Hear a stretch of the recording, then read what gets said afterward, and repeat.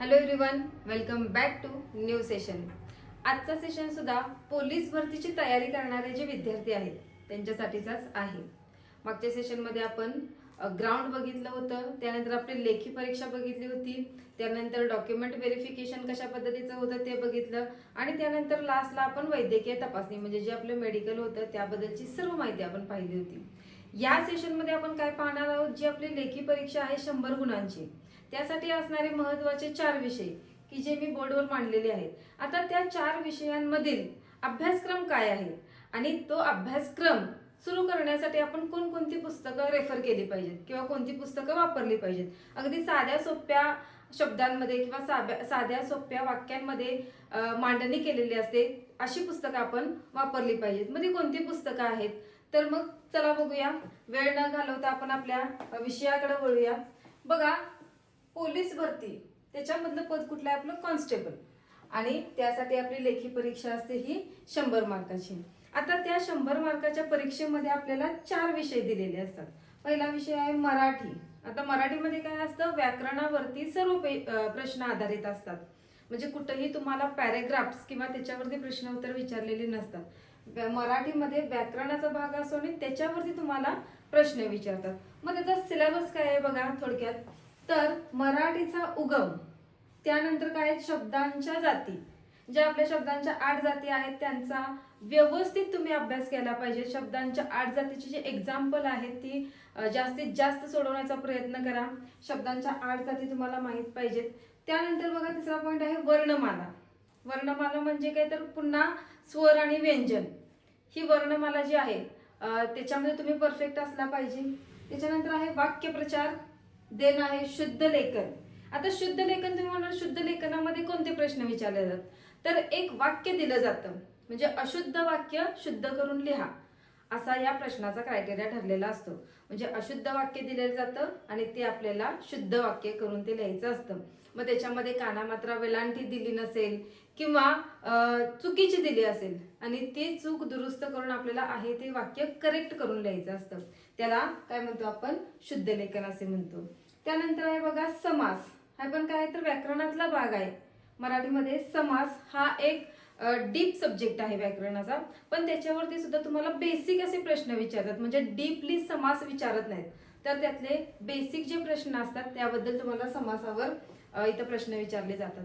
त्यानंतर आहे संधी, विभक्ती, त्यानंतर अलंकार. जे आपले अलंकार असतात तर अलंकार लिहा. म्हणजे अलंकाराची डेफिनेशन लिहा असं येत नाही, तर तुम्हाला त्याच्यामध्ये एखादा प्रश्न दिला जाईल किंवा एखादी ओळ दिली जाईल आणि त्या अलंकाराचं काय करायचंय तुम्हाला, कोणता अलंकार आहे मग ते अलंकार ओळखून तुम्हाला त्याचं उत्तर लिहायचं आहे. फक्त एक ओळ दिली जाते आणि त्या ओळीवरून आपल्याला अलंकार काय करता आला पाहिजे, तर फाइंड आउट करता आला पाहिजे, सांगता आला पाहिजे किंवा त्याचं उत्तर आपल्याला देता आलं पाहिजे. त्यानंतर बघा काय आहे म्हणी. रोजच्या दैनंदिन जीवनामध्ये ज्या आपण म्हणी वापरतो त्याच अगदी सरळ आणि साध्या सोप्या भाषेतल्या म्हणी आपल्याला परीक्षेमध्ये विचारतात. मग काय विचारतात, तर एखादी म्हण दिली जाईल अर्धवट, म्हणजे अगदी सुरुवातीचा भाग दिला जाईल आणि राहिलेला भाग पूर्ण करा म्हणून सांगतील, किंवा गाळांतराला म्हणी देतील. अशा प्रकारचा म्हणी याच्यावर तुम्हाला प्रश्न विचारतील. देन आहे बघा समानार्थी शब्द आणि विरुद्धार्थी शब्द, की जे आपण फर्स्ट पासून 10th पर्यंत 12th पर्यंत त्याचा आपण सराव करतच असतो आणि अगदी आपल्या तोंडातले शब्द, अगदी दैनंदिन जीवनातले शब्द, अगदी बेसिक सारखे समानार्थी आणि विरुद्धार्थी शब्द तुम्हाला मराठी व्याकरण या भागामध्ये विचारले जातात. आता मराठीचा अभ्यास करायचा आहे, मग आपल्याला परिपूर्ण पुस्तक असं कोणतं आहे, तर मोरा वाळंबी यांचं पुस्तक तुम्ही रेफर करू शकता किंवा सोप्पं बाळासाहेब शिंदे यांचं सुद्धा पुस्तक तुम्ही काय करू शकता, रेफर करू शकता. त्याचप्रमाणे क्रमिक पुस्तकं जी आहेत म्हणजे कुठली, तर 5 ते 10, 5वी ते 10वी या वर्गातली मराठी व्याकरण जे आहे त्याच्यावरती पण तुम्ही स्टडी करू शकता. त्याच्यापासून तुम्ही सुरुवात करू शकता आणि जेव्हा तुमचं 5वी ते 10वी या वर्गातलं व्याकरण पूर्ण झाल्यानंतर मग तुम्ही काय करा, तर बाळासाहेब शिंदे किंवा मोरा वाळंबी यांचं तुम्ही पुस्तक काय करा, रेफर करा आणि जास्तीत जास्त मराठीचा अभ्यास करा. देन नेक्स्ट सब्जेक्ट कोणता आहे बघा, तर अंकगणित. मग अंकगणित मध्ये काय सिलेबस आहे, तर संख्या प्रकारावर तुम्हाला प्रश्न विचारले जातील. त्यानंतर आहे गुणाकार, भागाकार, बेरीज, वजाबाकी या बेसिक क्रियेवर तुम्हाला आधारित असे प्रश्न विचारले जातील. त्यानंतर आहे टक्केवारी, सरळ व्याज, सरासरी, त्यानंतर लसावी मसावी, गुणोत्तर प्रमाण, देन आहे अपूर्णांक, काळ, काम, वेग, नफा तोटा, वर्गमूळ, कोन, क्षेत्रफळ आणि चाकांच्या फेऱ्या. हा एवढा सिलेबस तुम्हाला गणितासाठी आहे. मग याच्यासाठी पण मी तुम्हाला सांगेन की इयत्ता 5वी ते 10वीची क्रमिक पुस्तकांचा तुम्ही जास्तीत जास्त अभ्यास करणे इथं गरजेचं आहे. म्हणजे तिथलं तुमचं बेसिक कव्हर झाल्याच्या नंतर मग तुम्ही कोणतं पुस्तक रेफर करायचं आहे, तर पंढरीनाथ राणे सरांचं पुस्तक तुम्ही काय करायचं आहे तर रेफर करायचं आहे, किंवा सतीश वसे या सरांचं सुद्धा तुम्ही पुस्तक रेफर करू शकता. अगदी छान आहे पंढरीनाथ राणे यांचं जे पुस्तक आहे त्याच्यामध्ये अगदी साध्या सरळ सोप्या भाषेमध्ये तुम्हाला गणित कशी सोडवायची स्पष्टीकरणासहित त्यांनी काय दिलेलं आहे तर गणिताचं संपूर्ण स्पष्टीकरण दिलेलं आहे. त्यामुळे तुम्ही आधी काय करायचं आहे तर 5वी ते 10वी हा जो बेसिक आहे आपला अभ्यासक्रम तो आधी पूर्ण करायचा आहे, आणि नंतर तुम्ही गणितासाठी पंढरीनाथ राणेंचं पुस्तक यूज केलं तरी सुद्धा चालेल. बघा थर्ड वन आहे कुठलं तर बुद्धिमत्ता. बुद्धिमत्तामध्ये सुद्धा काय आहे तर अक्षरमाला, त्यानंतर सांकेतिक लिपी म्हणजे चिन्हांचा वापर, त्याच्यानंतर अंकमालिका, त्यानंतर आहे दिनदर्शिका म्हणजे आपलं कॅलेंडर, त्यानंतर आहे वेन आकृती. वेन आकृतीमध्ये म्हणजे सगळे चार्ट येतात, पाय चार्ट असेल, त्यानंतर तुमचा ट्री डायग्राम असेल, ह्या प्रकारचे सगळे चार्ट वेन आकृतीमध्ये दिले जातात. त्यानंतर नातेसंबंध, दिशेवरचे प्रश्न, दिशावरचे म्हणजे आपल्या ज्या पूर्व, पश्चिम, उत्तर, दक्षिण ह्या ज्या दिशा आहेत त्याच्यावरती प्रश्न. त्यानंतर कूट प्रश्न. कूट प्रश्न म्हणजे काय तर शाब्दिक प्रश्न, म्हणजे जे मोठ्या पदावला वगैरे असतात त्यासारखे प्रश्न, शाब्दिक प्रश्न आपण त्याला म्हणतो, त्याच्यामध्ये कूट प्रश्नांचा समावेश होतो.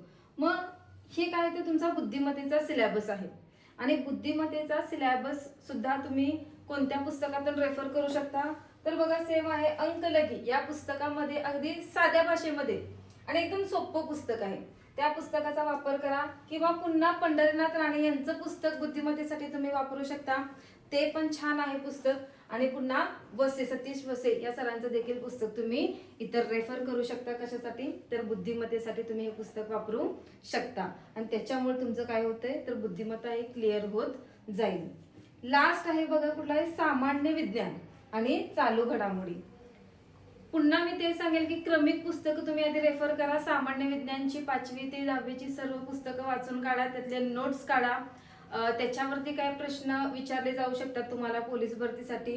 देन बघा त्याच्यामध्ये काय सिलेबस आहे तर महाराष्ट्रावर तुम्हाला प्रश्न विचारले जातील. मग त्याच्यामध्ये काय तर महाराष्ट्रातील ठिकाणे असतील, नद्या असतील, बघा पर्वतरांगा असेल, त्यानंतर राजधान्या असतील, पुन्हा आहे ऐतिहासिक घटना किंवा ऐतिहासिक ठिकाणे, त्यानंतर जगाचा भूगोल, त्यानंतर राज्यघटना, नियुक्त्या आणि चालू घडामोडी याच्यावर आधारित तुम्हाला पोलीस भरतीमध्ये प्रश्न असणार आहेत. त्यामुळे संपूर्ण महाराष्ट्राचा आणि जगाचा अभ्यास तुम्हाला इथं करावा लागणार आहे. त्यानंतर क्रमिक पुस्तकांचा तुम्हाला अभ्यास करायचा आहे, आणि चालू घडामोडींसाठी तुम्हाला काय करायचे तर रोजची वर्तमानपत्र म्हणजे न्यूजपेपर जे डेलीचे आहेत, रोजची वर्तमानपत्र जे आहेत ती रोजची वर्तमानपत्र वाचणे, त्यांची कात्रानं गोळा करणे, त्यानंतर चालू घडामोडीसाठी आपण स्वतः नोट्स काढणे, त्यानंतर बाजारात काही मासिक आणि साप्ताहिक अवेलेबल असतात किंवा एखादी पुस्तकं अवेलेबल असतात की जी काय करतात तर आठवड्याचं आपल्याला जे चालू घडामोडीचं आहे पुस्तक एखादं अवेलेबल करून देतात.